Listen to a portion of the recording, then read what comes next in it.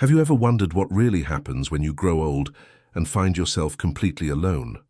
Not just alone for an afternoon, but waking up to an empty house, eating your meals in silence, and going to bed without a single word exchanged. All day. It's something most people don't talk about until it's already happening, and by then many feel lost. But here's the truth. Being alone in your later years doesn't have to mean being lonely. In fact, there are specific things you can do right now that will help you stay mentally strong, emotionally steady, and physically well, even when there's no one else around. In this video, we're going to walk through 4 essential things every older person should do when they find themselves living alone. These are not just feel-good tips or surface-level suggestions. They are habits rooted in real-life experience and grounded in psychological research. Each one is simple, practical, and surprisingly powerful. So whether you're already living alone or you think you might be someday, this video will show you how to make that chapter of your life not just manageable but meaningful. Because you still deserve peace, purpose, and dignity, no matter your age or who's standing by your side. And stay with us until the very end, because the final tip may be the one that truly shifts how you view solitude in later life. It's something that has helped countless seniors not only survive, but actually thrive in their older years. Let's get started. Number 1. A steady daily routine.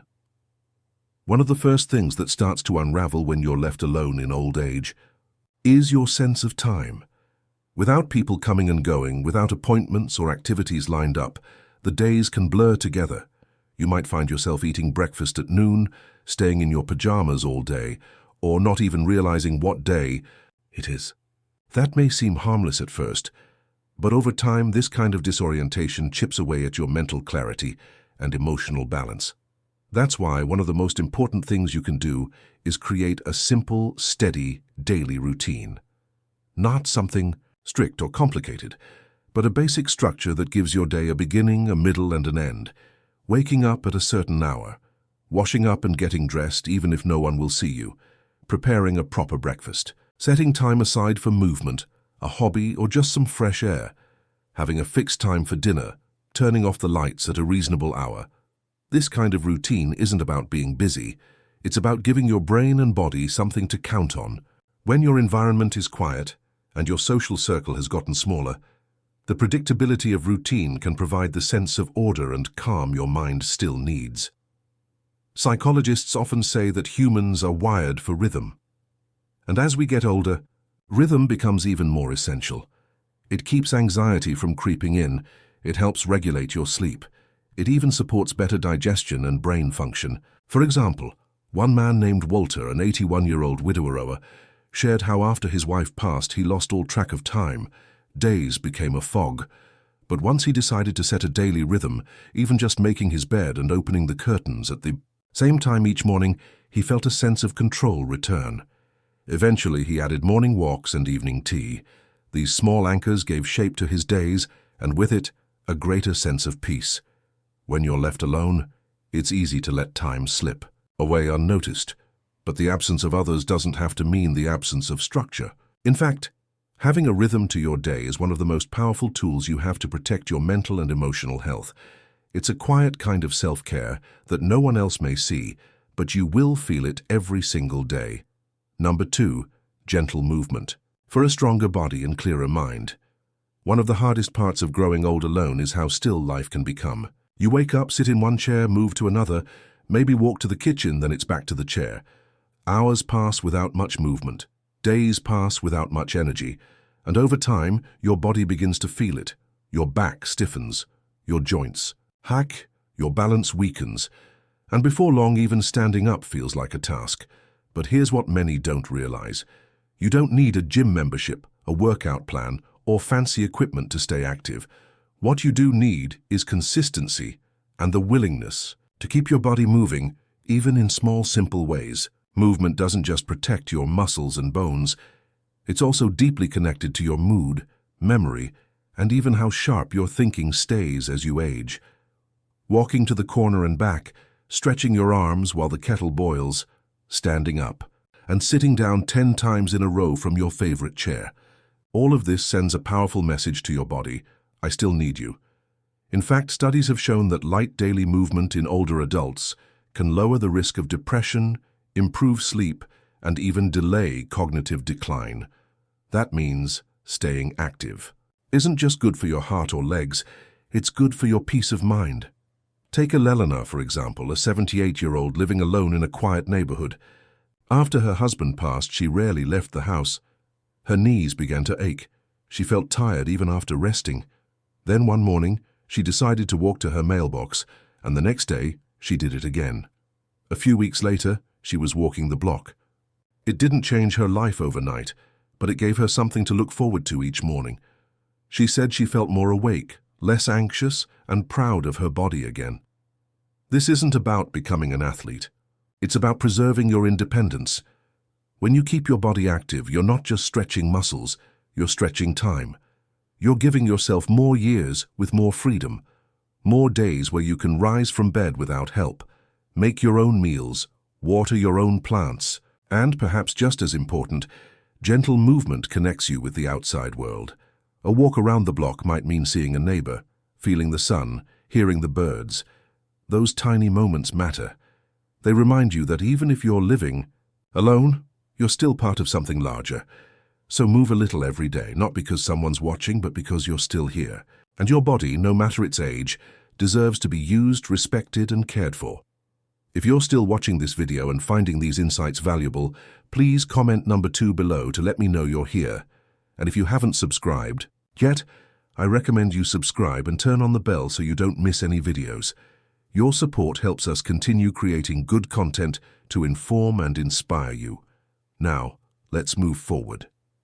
Number 3, meaningful connection in small, steady doses. When you grow older and live alone, the silence can be a strange companion. Some days it feels peaceful, other days it feels like a weight on your chest. You might go hours, even days, without hearing your name spoken out loud. And even if you're someone who values independence, there's a point where too much isolation begins to chip away at your emotional well-being.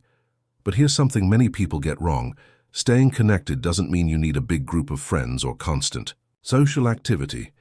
It doesn't mean forcing yourself into loud gatherings or trying to be the life of the party. It simply means making sure that in some small way you're still reaching out and being reached. Even just a 5-minute phone call, a weekly check-in with a neighbor, or a warm chat with the cashier at your local store. These small moments of human interaction carry more emotional weight than most people realize. They remind you that you're still seen, still heard, still part of the world. There's real science behind this too. Studies show that older adults who maintain even light social contact have better immune systems, lower rates of depression, and even a reduced risk of developing dementia. That's not a coincidence. So, it's a reflection of how deeply we are wired to stay emotionally connected. Take Richard, 83, who lives by himself after his 2 sons moved out of state. For a while, he didn't speak to anyone unless it was a medical appointment. Then one day, he left a note on a neighbor's door, offering to help with mail while they were out of town. That led to a friendly thank you, which turned into coffee on Saturday mornings. It wasn't anything dramatic, but it gave him something to look forward to, someone to talk to who cared. If there's someone in your life you haven't spoken to in a while, consider picking up the phone. If there's a neighbor you wave at from afar, try saying hello and asking about their day. These gestures don't just benefit the other person, they breathe life back into your own heart. There's also beauty in building connection through shared purpose. Many older adults find that volunteering or mentoring, whether it's reading to children at the library or just listening to someone who needs an ear, gives them a sense of contribution.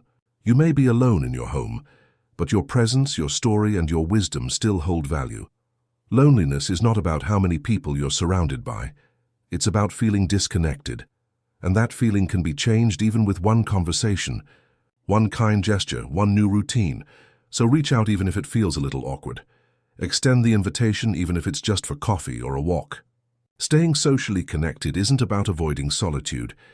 It's about making sure that solitude never turns into emptiness, because you deserve to feel close, needed, and remembered, no matter who you live with or without.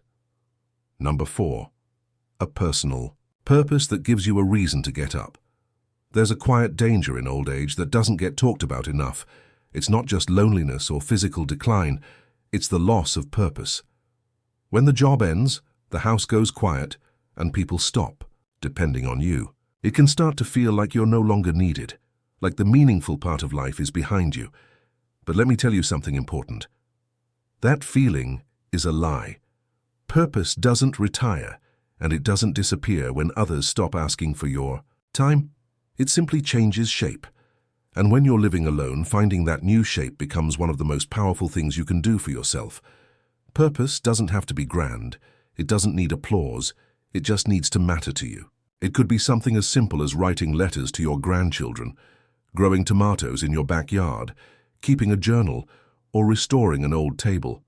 Maybe it's calling someone each morning just to check in, or recording your life story, so your family knows where they came from. The key is that it gives you a reason to get up, to move, to think, to care. It adds structure to your days, and a quiet kind of pride to your spirit. There's a man named Samuel, age 79, who lives alone in a small house in Michigan. After his wife passed, he struggled with a sense of emptiness. The silence felt endless. Then one morning, he found an old typewriter in his garage. He brought it inside, cleaned it, and started typing up memories. His time in the Navy, how he met his wife, the birth of his daughter. He didn't do it for anyone else, but by putting words on paper, he found peace, meaning, and slowly the house didn't feel so empty anymore. Psychologists say that having a purpose, even a small one, is directly linked to better mental health, lower stress, and even longer life expectancy in older adults. That's because the human spirit was never built to drift. It was built to aim. When you have a purpose, your days don't just pass, they mean something. You're not just existing, you're contributing, even if it's just to your own sense of dignity. And here's something many people forget. Being alone gives you space to explore, to try new things without judgment, to spend time doing what you actually enjoy rather than what others expect. Maybe you've always loved music but never had time to play. Maybe you've always wanted to learn how to paint or cook something new or read every book by a certain author. This is your time. You may live alone, but that doesn't mean your life has to be quiet inside. When you find a purpose that speaks to your soul, it fills your space with meaning. And that meaning, however humble or personal, is what keeps your spirit alive. So if today feels quiet, ask yourself, what's one thing I can build, write, grow, share, or care for tomorrow? Not for anyone else's approval, but for your own sense of peace. Because when you find purpose in solitude, you transform it. You turn it into strength. If you're still watching this video and finding these insights valuable, please comment number 4 below to let me know you're here. And if you haven't subscribed yet, I recommend you subscribe and turn on the bell so you don't miss any videos. Your support helps us continue creating good content to inform and inspire you. Now, let's move forward. Final thoughts. Living alone. In your later years can be one of the most challenging transitions in life. It can feel like the world has gotten quieter, smaller, and more distant. But it's also a time when, with the right habits and mindset, you can rediscover parts of yourself that were buried under years of busyness and responsibility. Maybe you saw a bit of yourself in today's video. Maybe you felt the weight of an empty house, or wondered if you're the only one going through it. You're not. And more importantly, you're not powerless. Building a steady routine, staying physically active, connecting with others in meaningful ways, and finding a purpose that makes your days matter. These aren't just nice ideas. They're real tools. They're how you protect your spirit, guard your health, and make life feel full again, even when you're the only one at the table. So, which of these 4 spoke to you the most? Which one do you already practice? And which one are you going to try starting tomorrow? Thank you for joining us today. We'd love to hear from you. Leave a comment below and share one thing you learned today and how you plan to use it in your life. Your thoughts are important to us, so don't hesitate to share them. Reading your comments gives us great motivation and encouragement. If you enjoyed this video and found it helpful, please like, subscribe, and share. Your support helps us continue creating good content to inform and inspire you. Thanks for watching, and we look forward to seeing you in the next video.